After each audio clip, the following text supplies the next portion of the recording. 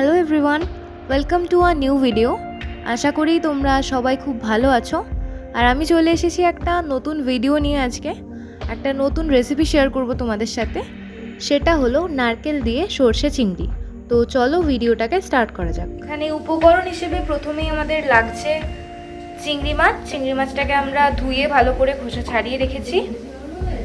এখানে আছে চিনি, হলুদ গুঁড়ো, কালো জিরে, সর্ষের তেল, এখানে আছে কাঁচা লঙ্কা, নুন, সাদা সর্ষে আর নারকেল বাটা। আমরা এখানে চিংড়ি মাছগুলোকে ভালোভাবে ধুয়ে তারপরে ছাড়িয়ে নেব। আমরা মাছটাতে নুন আর হলুদ দিয়ে মাখিয়ে এটাকে ভেজে নেব একটু।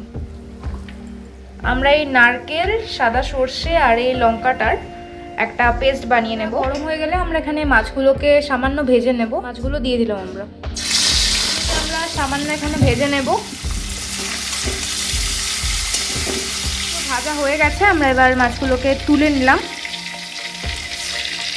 তেলেই আমরা দিয়ে দিলাম কালো জিরে ফোড়ন। এবার আমরা এর মধ্যে দিয়ে দিলাম ওই নারকেল বাটাটা।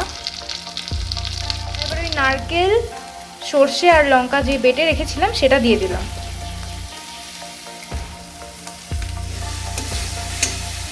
নুন, পরিমাণ মতো হলুদ।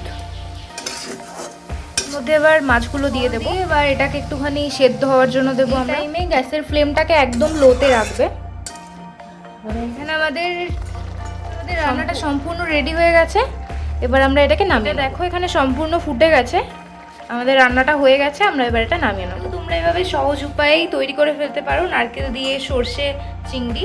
তো ভিডিওটা কেমন লাগলো তোমরা সেটা অবশ্যই কমেন্ট করে আমাকে জানাবে। আর যদি ভালো লেগে থাকে তাহলে অবশ্যই লাইক করে দিও, শেয়ার করে দিও আর সাবস্ক্রাইব করে দিও চ্যানেলটা।